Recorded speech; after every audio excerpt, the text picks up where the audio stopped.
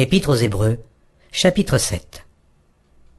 En effet, ce Melchisédek, roi de Salem, sacrificateur du Dieu Très-Haut, qui alla au-devant d'Abraham lorsqu'il revenait de la défaite des rois, qui le bénit, et à qui Abraham donna la dîme de tout, qui est d'abord roi de justice d'après la signification de son nom, ensuite roi de Salem, c'est-à-dire roi de paix, qui est sans père, sans mère, sans généalogie, qui n'a ni commencement de jour ni fin de vie, mais qui est rendu semblable au Fils de Dieu, ce Melchisédek, demeure sacrificateur à perpétuité.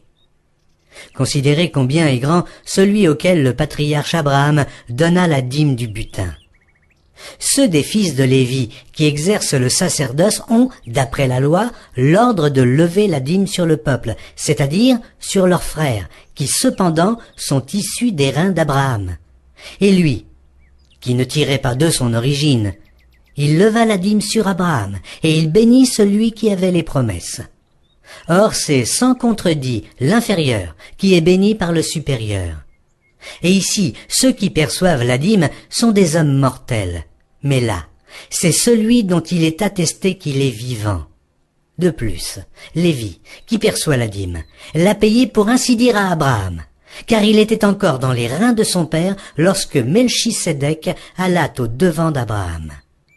Si donc la perfection avait été possible par le sacerdoce lévitique, car c'est sur ce sacerdoce que repose la loi donnée au peuple, qu'était-il encore besoin qu'il parût un autre sacrificateur selon l'ordre de Melchisédek, et non selon l'ordre d'Aaron? Car le sacerdoce étant changé, nécessairement aussi il y a un changement de loi. En effet, celui de qui ces choses sont dites appartient à une autre tribu, dont aucun membre n'a fait le service de l'autel.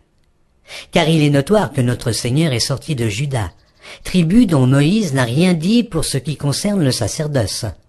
Cela devient plus évident encore quand il paraît un autre sacrificateur à la ressemblance de Melchisédek, institué non d'après la loi d'une ordonnance charnelle, mais selon la puissance d'une vie impérissable.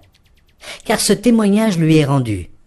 Tu es sacrificateur pour toujours, selon l'ordre de Melchisédek.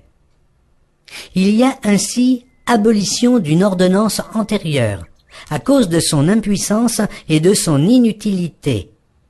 Car la loi n'a rien amené à la perfection, et introduction d'une meilleure espérance par laquelle nous nous approchons de Dieu.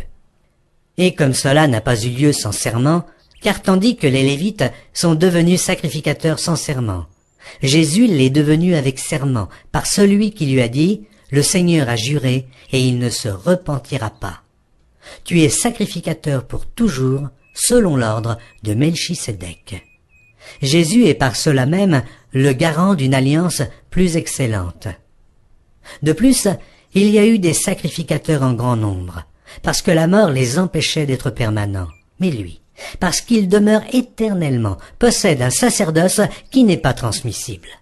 C'est aussi pour cela qu'il peut sauver parfaitement ceux qui s'approchent de Dieu par lui, étant toujours vivant pour intercéder en leur faveur.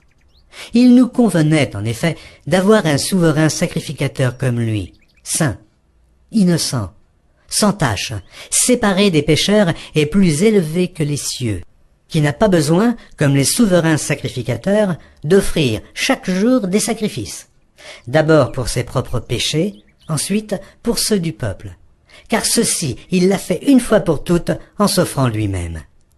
En effet, la loi établit souverains sacrificateurs des hommes sujets à la faiblesse, mais la parole du serment, qui a été faite après la loi, établit le Fils qui est parfait pour l'éternité.